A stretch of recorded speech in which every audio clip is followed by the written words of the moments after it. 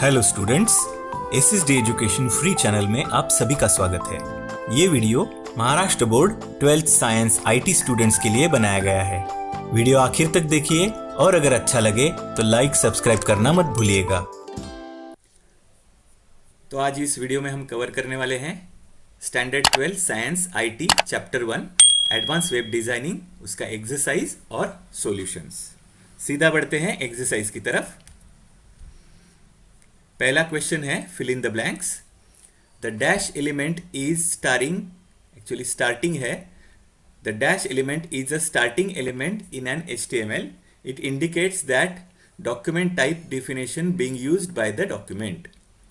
हमेशा हम HTML start करते हैं तो क्या करते हैं? पहला स्टेटमेंट, हाँ, डॉक टाइप। तो इसका करेक्ट आंसर क्या है? Doctype. ये आपको लिखना है, this is the correct answer. Second one, the dash is the tag in HTML that describe some aspect of contents of a web page. कोई भी वेब पेज है उसका क्या मतलब है, किस लिए लिखा गया है, तो वो हम किस में लिखते हैं? करेक्ट, मेटा टैग में लिखते हैं।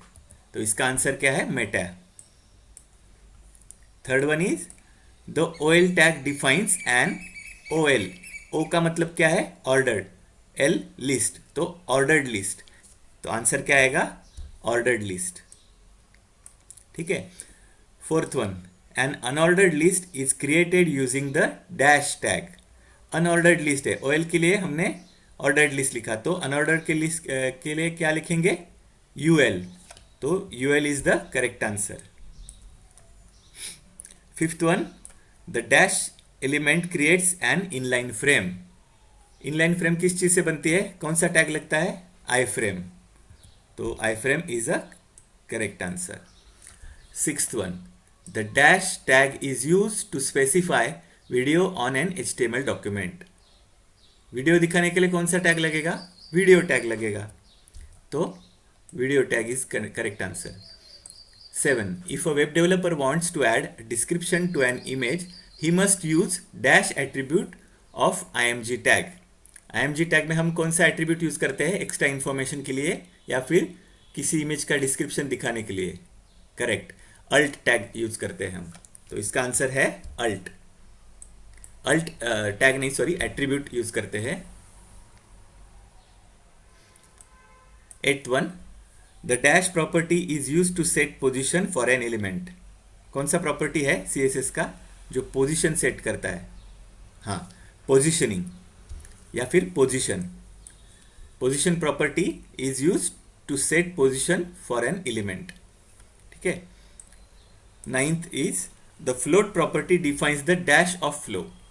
फ्लोट प्रॉपर्टी क्या करती है कि आपका कंटेंट जो है, समझो कोई भी कंटेनर है, उसके लेफ्ट में फ्लो करना है, राइट में फ्लो करना है, या इनवेरिएबली कहीं पे भी नहीं, तो नन। तो लेफ्ट, राइट और नन, इस चीज में हम क्या करते हैं? कंटेंट को फ्लो करते हैं। तो वो क्या करता है? The float property defines the flow of the content. तो करेक्ट आंसर क्या है? फ्लो। ठीक है। 10th one is dash is used with elements that overlap with each other. क्या है? किस चीज से हम ओवरलैप है कि नहीं वो बता सकते हैं? तो पोजिशनिंग रहता है। तो positioning is the right answer. समझो कोई कंटेंट या कोई एलिमेंट किसी के ऊपर है ओवरलैप्ड, तो वो पोजीशनिंग के थ्रू हम दिखा सकते हैं, है ना। Question number 2, state whether true and false. First one is HTML is an object oriented programming language. HTML एक ऑब्जेक्ट ओरिएंटेड प्रोग्रामिंग लैंग्वेज है क्या? नहीं, तो ये गलत है, इसलिए ये फॉल्स आएगा। Second one, char set is used for character encoding declaration। सही है, क्योंकि कैरेक्टर सेट जो है वो एनकोडिंग ही डिक्लेयर करता है, तो ये ट्रू हो गया। Third one is an unordered list can be numerical और अल्फाबेटिकल। यहाँ पे क्या दिया है? अन दिया है, ऑर्डर्ड नहीं है वो। जब ऑर्डर रहता है तब हम न्यूमेरिकल और अल्फाबेटिकल में उसको ये कैटेगराइज कर सकते हैं लिस्ट को, लेकिन ये अनऑर्डर्ड है। तो अनऑर्डर्ड लिस्ट क्या रहता है? बाय डिफॉल्ट बुलेटेड लिस्ट रहता है, तो ये आएगा फॉल्स। समझ में आया? Fourth, multi level list can be created in HTML5। सही जवाब है, तो ये ट्रू आएगा, कर सकते हैं हम multi level list. Fifth, SRC code specifies the HTML content of the page to show in iframe। iframe में कोई SRC कोड करके एट्रीब्यूट रहता है क्या? नहीं, SRC डॉक रहता है ना, तो ये गलत है, ये फॉल्स आएगा। Sixth one, the controls attribute is not use to add play, pause and volume. Controls के बगैर हम ऐड कर सकते हैं क्या play, pause and volume button? तो नहीं कर सकते, तो ये नॉट यूज्ड जो बोला है इन्होंने, तो ये गलत है, इसलिए ये भी फॉल्स आएगा। समझ में आया क्या? और ये लास्ट वन जो है seventh, .cs is the extension of CSS file. हमने देखा है कि CSS फाइल का एक्सटेंशन क्या रहता है? .css रहता है, सिंपल .cs नहीं रहता, तो ये भी फॉल्स ही आ गया। समझ में आया? अब क्वेश्चन नंबर 3 देखेंगे। Choose single answer from the given options. एक ही आंसर देना है इन चारों में से। पहला देखेंगे, dash element use to create a linking image. Image को लिंक करने के लिए क्या जरूरी है? img, td, map, use map. अब यहां पे सिर्फ लिंक करने का बोला गया है, तो एक तो एंकर टैग लगेगा, लेकिन वो यहां पे मेंशन नहीं है। लेकिन इमेज को अगर लिंक कर रहे हैं हम, तो बेसिकली यहां पे ये इमेज टैग लगेगा img। तो correct answer is A, image. समझ में आया? Second one, the dash tag is use to embed audio files on web pages. अब यहाँ पे ऑडियो फाइल्स बोला है, तो ऑब्वियसली कौन सा आएगा? साउंड आएगा, वीडियो आएगा, एम्बेडेड आएगा या फिर ऑडियो टैग आएगा? तो audio is the correct answer, B. Third one देखेंगे, a programmer wants to define range for age between 18 to 50।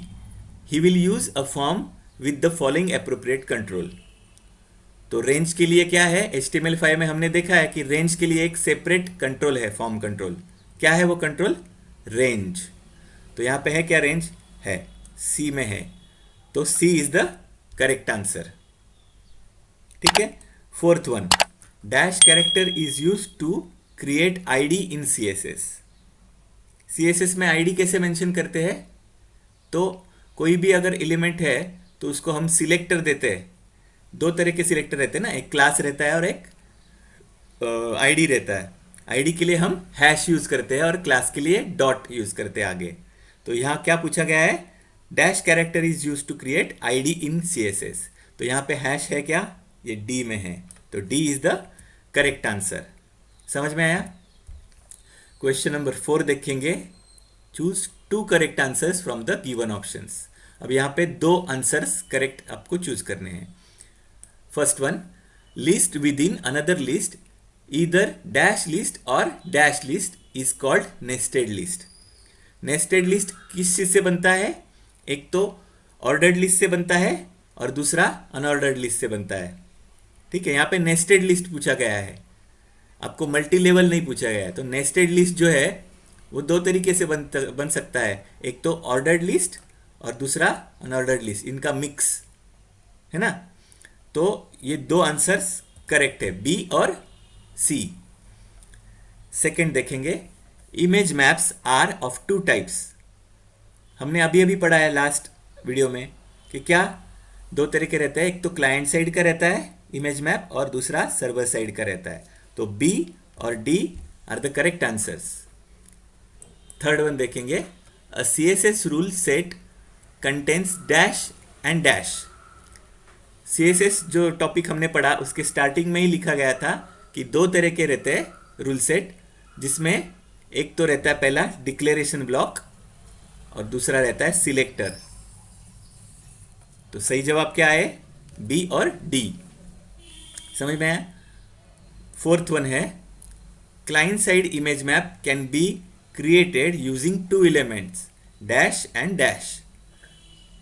अब क्लाइंट साइड इमेज है, उसका मैप है इमेज मैप, तो उसके लिए क्या लगेगा? एक तो पहले मैप टैग उसमें लगेगा जरूरी। img जो रहता है तो यहाँ पे इमेज लिखा है, तो इमेज एक गलत टैग है। और यूज मैप टैग नहीं रहता, ये एट्रीब्यूट रहता है, ठीक है ना। तो ये यहाँ पे नहीं आएगा आंसर। सर्वर करके कोई टैग नहीं रहता, तो ये भी नहीं आया। तो तीसरा है ऑप्शन एरिया। IMG लगता है पहले, IMG के नीचे फिर हम मैप मेंशन करते हैं और मैप के नीचे एरिया टैग आता है। तो ये दो टैग तो है और हमको दो करेक्ट आंसर्स चूज करने हैं। तो A और D is the correct answer. ठीक है। क्वेश्चन नंबर 5 देखेंगे। Choose 3 correct answers from the given options. अब यहाँ पे 3 करेक्ट आंसर्स आपको चूज करने हैं। Attributes of area tag is, कौन कौन से एट्रीब्यूट रहते हैं एरिया टैग के लिए?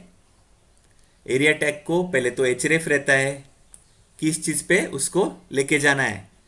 वो जो हॉटस्पॉट तैयार किया है ना हमने, उसको कहाँ पे लेके जाना है वो यहाँ पे मेंशन करना पड़ता है। सोर्स नहीं रहता उसको, उसको कोऑर्डिनेट्स रहते हैं और अल्ट रहता है, एक्स्ट्रा इंफॉर्मेशन, है ना। यूज मैप जो रहता है वो कहाँ पे यूज होता है? IMG टैग में यूज होता है, तो एरिया टैग में नहीं यूज होता। तो एरिया टैग के एट्रीब्यूट्स क्या हुए? href, कॉर्ड्स और अल्ट। तो सही जवाब है ये तीनों, A, C और E। ठीक है। सेकंड देखेंगे, attributes used with iframe are. iframe के लिए कौन कौन से एट्रीब्यूट है? एक तो पहले iframe अगर बना रहे हम तो उसको नेम देना जरूरी है। ठीक है। iframe लूप में रख सकते हैं क्या? नहीं। iframe सोर्स है क्या उसका? तो सोर्स भी है उसका। ठीक है। तो ये सोर्स भी आ गया और सोर्स डॉक करके भी एक ऑप्शन रहता है। तो ये 3 ऑप्शन जो है ये करेक्ट ऑप्शन है, A, B और D। समझ में आया? Third one is following are the form controls. अब इनमें से फॉर्म कंट्रोल कौन कौन से है जो HTML5 में इंट्रोड्यूस हुए हैं? एक तो पहला हमने देखा ईमेल है, हाँ। फिर है सर्च करके भी ऑप्शन है रहता है। वीडियो और ऑडियो है, टैग है, ये फॉर्म कंट्रोल्स नहीं है। तीसरा है टेलीफोन। अब यहाँ पे लेबल दिया है तो label is not a control, form control. Label क्या है? एक टेक्स्ट है, सिंपल। तो करेक्ट आंसर क्या हुआ? ईमेल, सर्च और टेल। तो A, B और E are the correct answers. ठीक है। Fourth one, attributes used with audio tag. कौन कौन से है? 3 चूज करने हैं हमको। ऑडियो टैग के लिए क्या लगता है? एक तो पहले उसको कंट्रोल्स दिखाने के लिए हमको कंट्रोल्स चाहिए, प्ले, पॉज और वॉल्यूम बटन के लिए। ठीक है। अब ऑडियो जो रहता है वो हम ऑटो प्ले भी कर सकते हैं स्टार्टिंग से, तो ऑटो प्ले भी आ गया। और यहाँ पे सोर्स दिया है क्या? नहीं है। href नहीं रहता और CNTRL करके कोई है ही नहीं टैग, और एट्रीब्यूट्स नहीं है। BG साउंड करके भी नहीं है। तो तीसरा कौन सा है? ऑब्वियस लूप, हम साउंड को लूप में डाल सकते हैं ऑडियो को। तो ये 3 जो है ऑप्शन ये करेक्ट आंसर्स हुए, A, C और E। फिफ्थ वन देखेंगे, CSS types are dash and dash. 3 तरह के हमको चूज करने हैं। तो पहला कौन सा है? एक तो इंटरनल टाइप का रहता है, फिर एक्सटर्नल रहता है और तीसरा रहता है इनलाइन। कंट्रोल, लूप और स्टाइल ये है क्या कुछ टाइप्स? नहीं। तो ये 3 जो है A, B और D are the correct answers. ठीक है। 6th वन देखेंगे, positioning types in CSS are. 3 तरह के पोजिशनिंग रहते हैं CSS में, एक्चुअली 4 रहते हैं, लेकिन यहाँ पे जो मेंशन किया है उसमें कौन कौन से है? पहला तो है स्टैटिक, दूसरा है फिक्स्ड और यहाँ पे तीसरा दिया गया है एब्सोल्यूट, है ना। और एक रिलेटिव करके भी रहता है, लेकिन वो यहाँ पे मेंशन नहीं किया है। जो यहाँ पे मेंशन किए हैं ना उसमें से ही 3 आपको चूज करने हैं। तो ये 3 हो गए। कौन कौन से? A, B और C। These are the correct answers. Last देखेंगे 7th, types of floating properties are. Floating के कौन कौन से टाइप्स रहते हैं? कंटेंट को हम लेफ्ट में फ्लो करवा सकते हैं, राइट में फ्लो करवा सकते हैं और कहीं पे भी नहीं, यानी नन। तो यहाँ पे दिया है क्या? लेफ्ट दिया है, राइट दिया है और नन। तो ये 3 जो है ये करेक्ट आंसर्स हो गए। ठीक है। अब match the pair, question number 6। UL tag यहाँ पे दिया है, यूज मैप दिया है, कलर दिया है, img टैग दिया है और input type is equal to image दिया है। अब हम देखते हैं यूएल। यूएल क्या है, इसमें से कौन सा आ सकता है? UL is a bulleted list. Unordered list जो है ना वो बुलेटेड लिस्ट रहता है। और यूज मैप क्या है? यूज मैप ये क्लाइंट साइड इमेज मैप दिखाता है, यूज मैप। कलर क्या है? Colour is a CSS property, है ना। और img टैग क्या है? It inserts an image. और input type is equal to image करने से क्या होता है?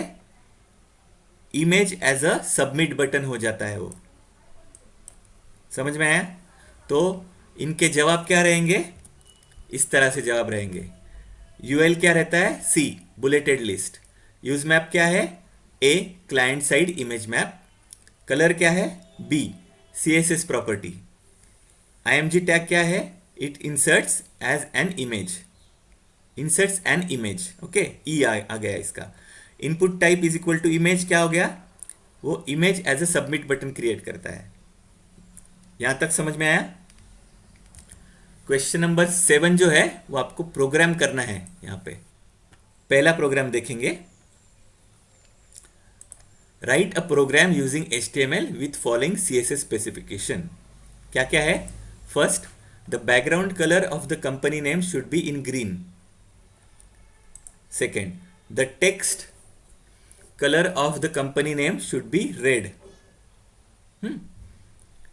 The heading should be large with font Comic Sans MS.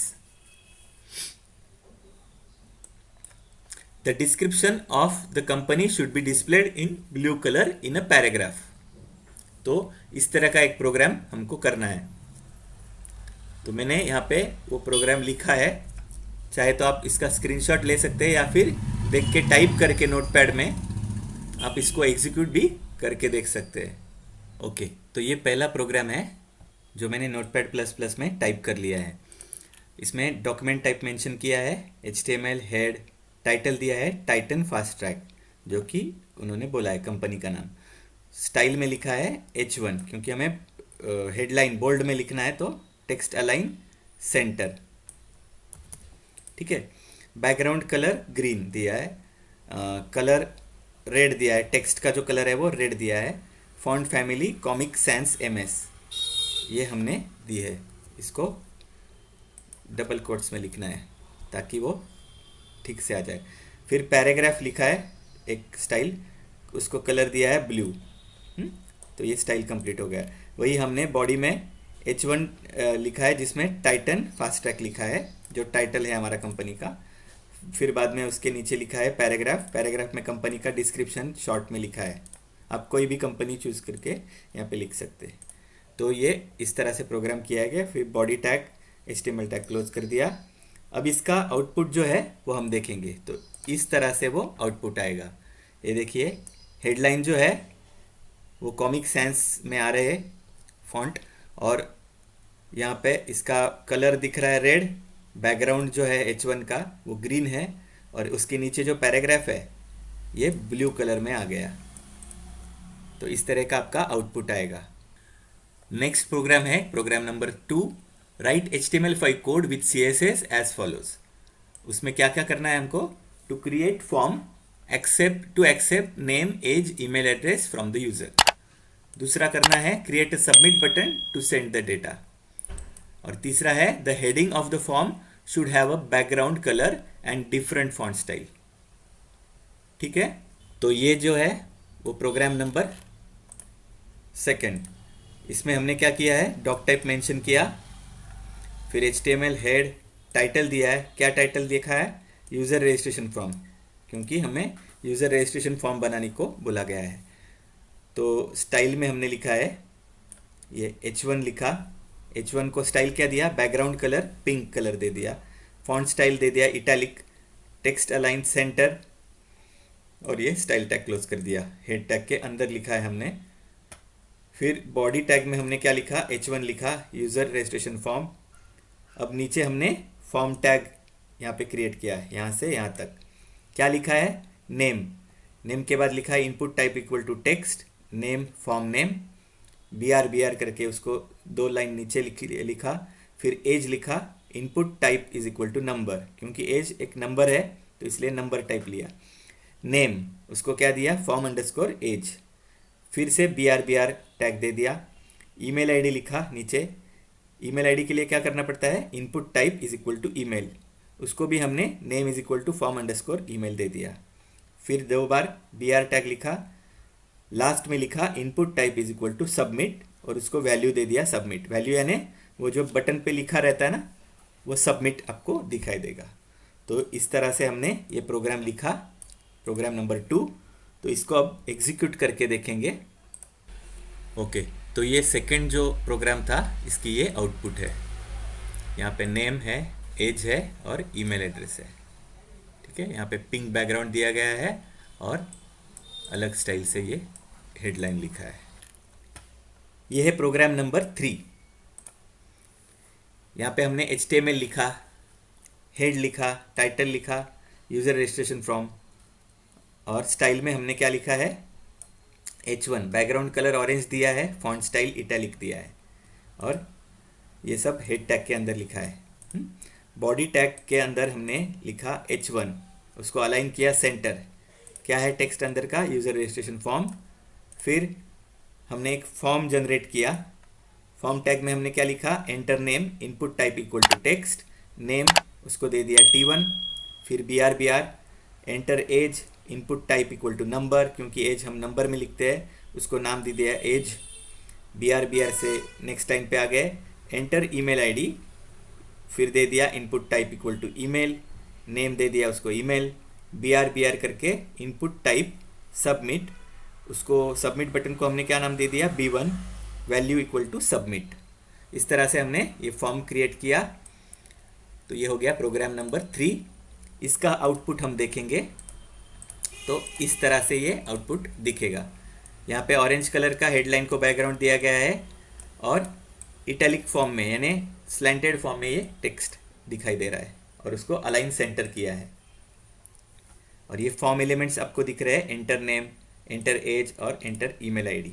अब यहाँ पे हम टाइप करके देखेंगे, ये टेक्स्ट है इसलिए यहाँ पे कुछ वैलिडेट नहीं होगा अपने आप से, क्योंकि फॉर्म कंट्रोल्स के लिए हम ये एग्जांपल देखने जा रहे हैं। अब एज के जगह पे अगर हमने टेक्स्ट लिख दिया और सबमिट दबा दिया तो क्या बोलेगा, प्लीज़ एंटर अ नंबर, क्योंकि एज को हमने नंबर लिखा है तो नंबर ही देना पड़ेगा 54।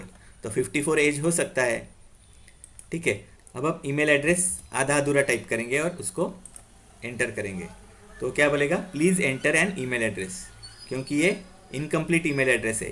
ईमेल एड्रेस के लिए क्या लगता है, something@something.com या फिर कुछ तो भी है ना, जो भी उसका TLD रहता है, टॉप लेवल डोमेन, वो यहाँ पे देना पड़ता है, .com .in। तीसरा प्रोग्राम हमको पूछा गया है, write HTML5 code with CSS as follows. क्या क्या करना है इसमें, create ordered list with names of tourist cities. Second, create unordered list with tourist places of those cities. और third, divide the list into 2 sections, left and right, by using CSS। ठीक है, अब ये वाला जो है ये लास्ट प्रोग्राम है। इसमें हमने डॉक टाइप मेंशन किया, HTML हेड, फिर हमने लिखा टाइटल सिटीज एंड प्लेसेस। अब स्टाइल्स में क्या लिखना है, ऑर्डर्ड लिस्ट को हमने फ्लो कैसे दे दिया, float is equal to left, float colon left. Ordered को हमने लेफ्ट में रखा है और अनऑर्डर्ड को फ्लोट राइट किया है, जैसे कि क्वेश्चन में पूछा गया है। अब यहाँ पे स्टाइल तो हमने हेड में लिख लिया, बॉडी में ये दोनों टैग लिखेंगे यहाँ से यहाँ तक। ऑयल टैग लिखा, फिर उसका लिस्ट आइटम जो है आगरा, पेरिस, लंदन, पिसा, ये लिख के हमने ऑयल टैग क्लोज कर दिया। अब UL टैग लिखना है, Taj Mahal, Eiffel tower, big Ben, leaning tower of पिसा, ये लिस्ट आइटम्स हमने एक के बाद एक लिखे, UL टैग बंद कर दिया। इस तरह से ये हमारा लास्ट प्रोग्राम हो गया। अब इसका आउटपुट देखेंगे कि कैसे आ रहा है। ये देखिए आउटपुट, तो ये जो ऑर्डर्ड लिस्ट था तो 1 2 3 4 करके ये लेफ्ट साइड में, क्योंकि हमने फ्लोट लेफ्ट दिया है तो लेफ्ट साइड में अलाइन हो गया, यानी वहाँ पे उसका कंटेंट फ्लो हो गया। और जो अनऑर्डर्ड लिस्ट था, बुलेटेड लिस्ट, वो राइट साइड में फ्लोट हो रहा है। समझ में आया? तो इस तरह से आपका एक्सरसाइज सॉल्यूशन जो है फर्स्ट चैप्टर का वो यहाँ पे ख़त्म होता है।